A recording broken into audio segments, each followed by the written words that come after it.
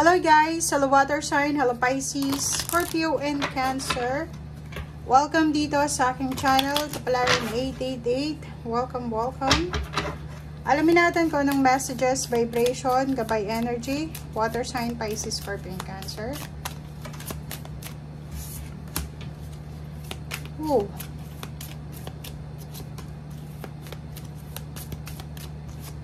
Okay, water sign. Meron kang 3 cards dito. Number 22, number 25, number 29. Pag-usapan natin yung emotion mo sa araw na ito. Sa araw na ito, isang water sign, Pisces, Scorpio, and Cancer na marami siyang nakikita, marami siyang nararamdaman. Siguro may mga tao sa paligid niya na akala ay isa siyang tanga or nagbubulag-bulagan lang siya or kung ano pa man, pero may napapansin siya, nararamdaman niya kung sino yung totoo sa kanya, sa harap at sa likod niya. Alam niya kung sino yung nagsisinungaling sa kanya, alam niya kung sino yung ginagamit lang siya, alam niya kung sino yung mga tao na parang anong tawag dito, may mga tawag kasi yan 5 klase yan. 5 klase ito ng tao na alam niya. Una is yung vampira. Ay isang vampira, alam niya na may mga taong ginagamit siya, emotional man or financial. And hindi yun naalis sa buhay niya hanggat hindi siya nauubusan. Parang ganon. So parang alam niya kung sino yung mga parasite na yon, mga climbers, mga creepers, or kung sino man siya. Okay, next is yung mga cactus na tinatawag. Yung mga inggitero-inggitera. Napapansin niya yan. She feels, she knows. Alam niya kung sino yung mga toxic sa paligid niya na hindi masaya sa progress niya, hindi masaya sa kung ano man ang nangyayari sa kanya na success. Instead na i-boost yung confidence niya, kinikriticize pa siya, or worst is chinichismis pa siya.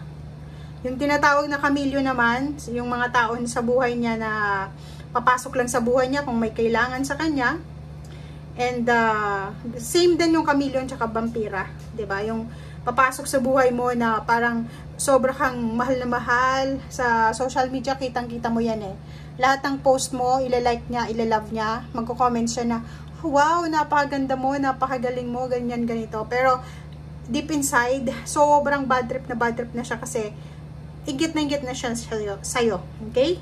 And yung iba naman sa inyo, alam nyo kung sino yung mga taong naandyan lang pag may kailangan. Yan, naandyan lang kung may hinabang. Parang gano'n. So, nararamdaman mo yun. And especially today, ramdam na ramdam mo yun. Okay. And the second card is number 2911. Oh, seeing the true you. Alam mo Alam mo yung sarili mo. Alam mo rin kung ano yung nangyayari sa paligid mo. Alam mo rin kung ano yung mga reaction ng mga tao sa paligid mo. Pero mas pinipili mo na maging tahimik na lang. Kasi hindi ka yung klase ng tao na mahilig ka mambara. Hindi. Yung mga water signs, sobra silang nag-empathize sa mga tao.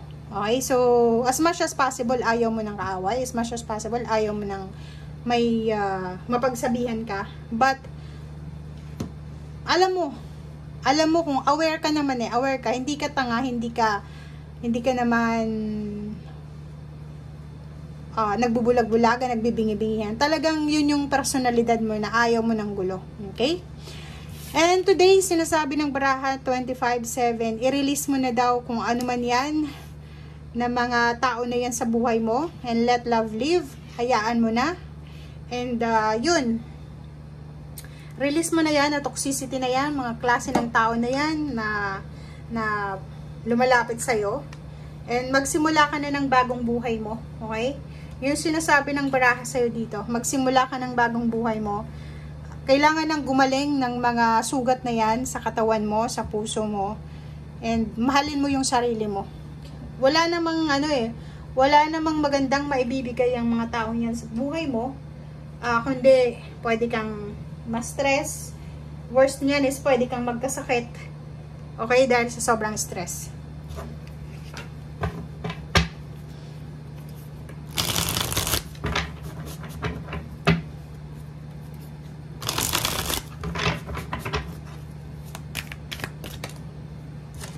Oops, sorry.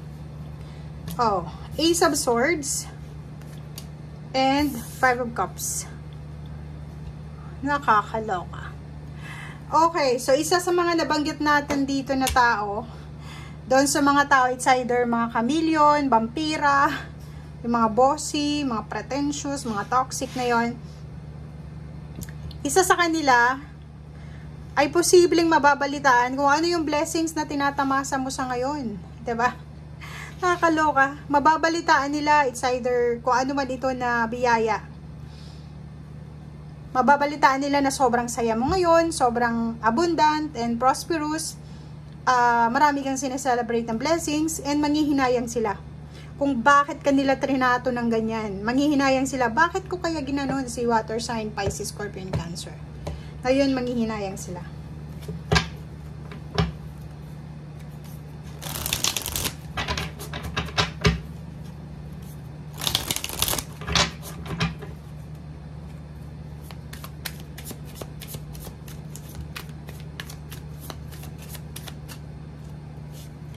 Okay, good news. May magandang balita ka na posibleng matanggap. And eto ay tungkol sa ano to yung Eight of Cups to yung parang hindi mo na to inaasahan unexpected ito. May mga gusto ka dati, 'di ba? Yung mga pinaplano mo dati, it's either business or work or any types ng mga source ng income na hinayaan mo na let go mo na siya, 'di ba?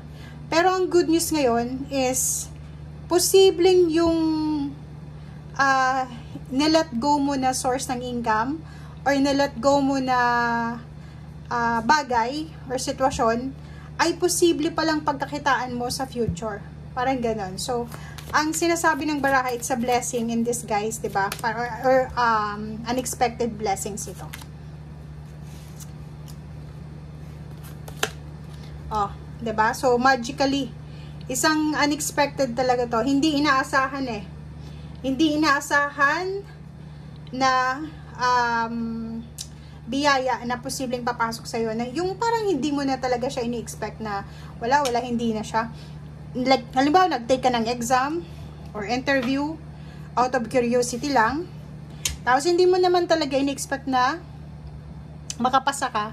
Tapos, nakapasa ka. Parang gano'n. Mag-iingat ka din sa araw na ito dahil posibleng may Five of Wands. May mga away. Pwedeng, yun na nga, atong mga taong ito na sinayang ka. Yung mga taong binackstab ka, sinira ka, sinaktan ka. Mayroon pa rin silang connection sa'yo na hindi mo alam. May mga kaklose ka ngayon, nakaklose din sila. So, parang sila yung nagbabalita doon. So, mag-iingat ka. Sa araw na ito, pag may nakatanggap sa inyo ng message na kumusta ka, huwag kang sasagot. Or sumagot ka, okay lang. And after nun, wala na. Huwag kang magkikwento tungkol sa buhay mo. 'Di ba? Kasi itong mga taong ito na, tingnan mo siya, May mga tao dyan sa paligid mo na akala mo kakampi mo. Pero ano siya, taga-report sila. Reporter sila. Okay? So, mag-iingat ka. Kung ayaw mong malungkot, kung ayaw mong magsisi, ingat ka. Okay? Huwag kang mag-share ng information sa araw na ito. Mag-iingat ka.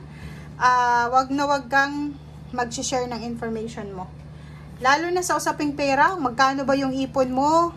Nasaan ka na ngayon? Ano mga yung mga future plans mo regarding money, business, or ano pa man? Huwag mong i-share yan. Okay? So, Queen of Cups, focus ka sa pamilya mo. Kung may anak ka, mag-focus ka sa anak mo, mag-focus ka sa pamilya mo, sa immediate family, sa asawa, kung may asawa, girlfriend, boyfriend. Empress card, kung ano man to, it's either buntis ka or nanganak ka, doon ka mag-focus. And, ang dami-dami mong mga inspiration, bagong inspiration. May darating na bagong inspirasyon sa buhay mo, doon ka daw dapat mag-focus. Okay? I-let go mo na to ng mga taong yan kasi hindi na yan makakabuti sa mental health mo psychological health, and especially financial. Yun, sa financial kasi, doon kanila ina-atake. Okay? Thank you guys. Bye!